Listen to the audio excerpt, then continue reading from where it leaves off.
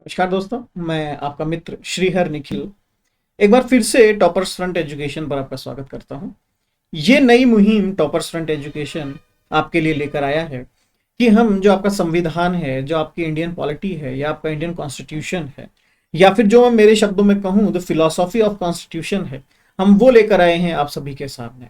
ये जो क्लासेस मैं आपके सामने अभी लेकर आ रहा हूँ, ये एकदम छोटी छोटी, बहुत ही जैसे आपने देखा होगा ना, पहले शक्तिमान एक कार्यक्रम आया करता था, छोटी छोटी मगर मोटी बातें। यहाँ पर वो सारे फैक्ट्स होंगे, वो सारे तथ्य होंगे जो छोटे एग्जाम्स से लेकर बड़े एग्जाम्स तक आपको फेस करने होते हैं।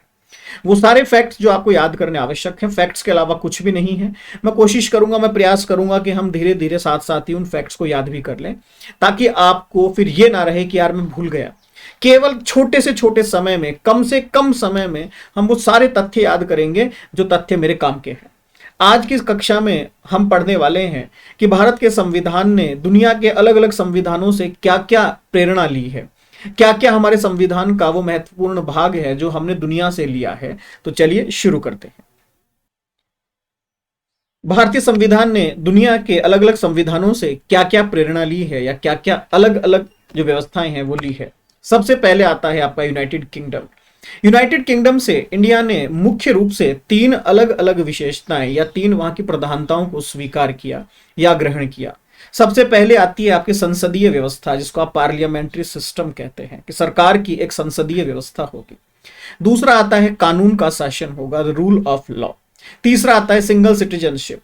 सिंगल सिटीजनशिप याद रख लीजिएगा, अभी आपके करंट का बहुत अच्छा मुद्दा चल रहा है, ये न्यूज में बहुत चलता है। तो सिंगल सिटीजनशिप का जो प्रावधान है हमने यूनाइटेड किंगडम से स्वीकार किया है।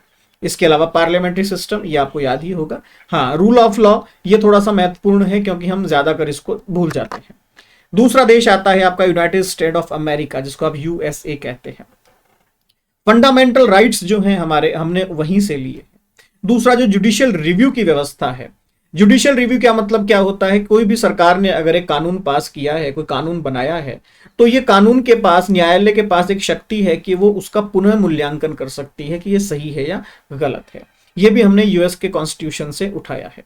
दूसरी बात हमेशा ध्यान रखिएगा, यूएसए का जो कॉन्स्टिट्यूशन है वो रिटर्न कॉन्स्टिट्यूशन था। हमने ये प्रेरणा भी यूएसए से ही ली है कि हमारा संविधान भी लिखित संविधान होना चाहिए। तो ये प्रेरणा भी हमारी यूएसए से है। तो तीन अलग अलग प्रेरणाएं हमने यूएसए से ली। पहला the concept of fundamental right, दूसरा जुडिशियल रिव्यू, और तीसरा कि हमारा संविधान भी लिखित संविधान होना चाहिए जैसा कि यूएसए का संविधान है। तीसरा आता है देश आपका आयरलैंड। आयरलैंड से जो हमने सबसे महत्वपूर्ण प्रेरणा ली है वो है आपकी directive principle of state policy. Indian constitution के अंदर, जिसको आप शॉर्ट में कहते हैं डीपीएसपी, डीपीएसपी जो हमने लिए हैं वो आयरलैंड देश से लिए हैं। ये हमारी सरकारों को, ये हमारी जो गवर्नमेंट है उसको प्रेरित करते हैं कि भैया जो आपके देशवासी हैं, जो आपकी जनता है, जो आपकी पॉपुलेशन है, उनके अंदर आपको सामाजिक और आपकी जो अर्थव्यवस्था है, जिसको आप आर्थिक कहते हैं, वो न्याय आप जनता को देंगे। कौन कौन सा? सामाजिक और आर्थिक न्याय आप जनता को मुहैया करवाएंगे। ये डीपीएसपी की कहीं ना कहीं, जिसको मैं कहूँ ना, एसेंस, वो ये निकल कर आता है। ये हमने आयरलैंड से प्रेरित होकर ली है।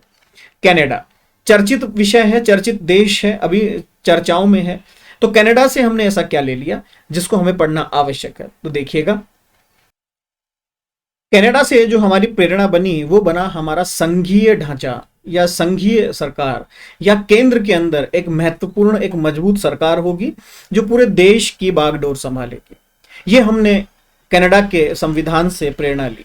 लेकिन यहां पर एक बात ध्यान रखिएगा, यूपीएससी के अंदर और बाकी सारे परीक्षाओं में कई बार ये प्रश्न पूछा जा चुका है इतिहास में, मतलब पहले के टाइम पर, कि साहब जो भारत का जो ढांचा है क्या वो वास्तव में पूर्ण संघीय ढांचा है? तो नहीं, ध्यान रखिएगा, भारत का जो ढांचा है वो पूर्ण संघीय ढांचा नहीं कहलाता है। उसको हम क्वासी फेडरल कहते हैं, जिसको अल्प संघीय कहा जाता है। कि साहब ये संघ तो है यहाँ पर, लेकिन ये संघ पूर्ण रूप से शक्तिशाली नहीं है, क्योंकि यहाँ पर राज्यों की सरकार भी चलती है। यहाँ पर संघ के अलावा भी और सारी व्यवस्थाएं हैं जो कार्यरत है। तो कहीं ना कहीं हमारे राजनीतिक विचारकों ने कहा कि जो भारत का संघीय ढांचा है वो कहीं ना कहीं कनाडा से ज्यादा अच्छा है। हालांकि ये विचारों की बातें हैं, जब हम मेंस में कभी पढ़ेंगे तब हम इसकी चर्चा करेंगे।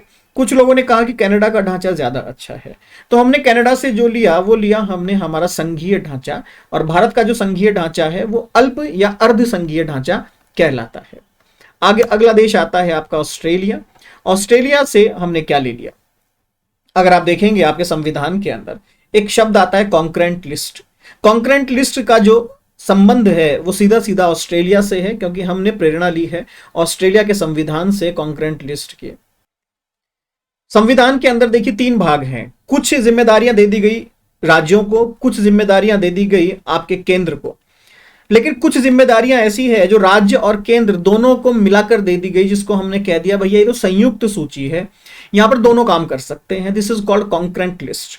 कॉन्करेंट लिस्ट का जो कंसेप्ट है हमने ऑस्ट्रेलिया से लिया है, जहां पर राज्य और केंद्र दोनों चाहें तो कार्य कर सकते हैं। Next, south Africa. South Africa से हमने क्या ले लिया, देखिएगा साउथ अफ्रीका थोड़ा सा हमारे लिए पढ़ना आवश्यक है, क्योंकि साउथ अफ्रीका जो हमें दे रहा है वो है संविधान में संशोधन करने संबंधित जितने भी विचार हैं वो हमने साउथ अफ्रीका से लिए हैं। अगर संशोधन में किसी भी प्रकार का संविधानिक कोई प्रक्रिया हमें अपनानी पड़ती है या हम संशोधन की सोचते भी हैं, तो ये सोच जो है हम साउथ अफ्रीका से लेकर आए हैं। मैं कई बार बच्चों को समझाता हूं, जैसे कि संशोधन से जोड़ लीजिए साउथ अफ्रीका, से जुड़ जाएगा, ठीक है, आप जैसे भी याद करते हैं, मैं उस पर नहीं जाऊंगा। तो हमने अगर संशोधन की बात करी तो हमने साउथ अफ्रीका की बात करी। जर्मनी, एक एक व्यक्ति के जो इंडिविजुअल फंडामेंटल राइट्स होंगे, इसके अलावा हालांकि देखिए फंडामेंटल राइट्स जो हैं हमने यूएसए के जो था यूएसए से हमने उठाने का प्रयास किया था, यूएसए के संविधान से उठाने का प्रयास किया था, लेकिन फिर भी जर्मनी की जब मैं बात करता हूं तो यूएसए का कॉन्स्टिट्यूशन हमें समझाता है कि हम किस तरह से एक एक व्यक्ति के अधिकार उन्हें देंगे। जर्मनी के कंसेप्ट जो हैं, जर्मनी के जो प्रावधान हैं जो हमने लिए वो भी फंडामेंटल राइट्स से संबंधित ही हैं। फर्क सिर्फ इतना सा है, जर्मनी के संविधान से हमने उठाया कि किस तरह से मैं आपातकाल संबंधित शक्तियां केंद्र को दूंगा, केंद्र की आपातकालीन शक्तियां क्या होगी, और इस आपातकाल के दौरान व्यक्तियों के जो मौलिक अधिकार हैं उनका क्या होगा।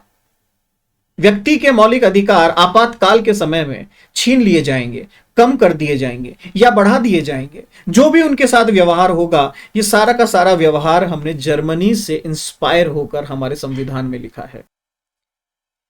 फ्रांस, फ्रांस वो देश है जिसने सबसे पहले अपने नागरिकों के अधिकारों की बात की। और कौन से अधिकार? स्वतंत्रता। कौन से अधिकार? समानता। कौन से अधिकार?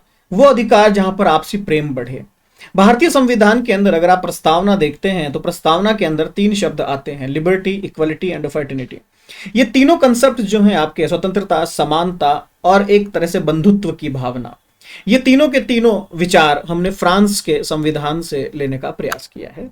तो ये आपकी एक छोटी सी स्मॉल सी क्लास, जिसके अंतर्गत हमने जानने का प्रयास किया कि भारतीय संविधान कहां कहां से प्रेरित है, कहां कहां से उसने प्रेरणा ली है, तब जाकर कहीं हमारे संविधान का एक वास्तविक ढांचा और एक वास्तविक सुंदर स्वरूप निकल कर बाहर आया है। तो उम्मीद करता हूं ये सारी जानकारियां आपके लिए तथ्यात्मक है, आवश्यक है और आगामी परीक्षाओं में आपके काम आएगी। इसी शुभकामना के साथ बहुत बहुत धन्यवाद।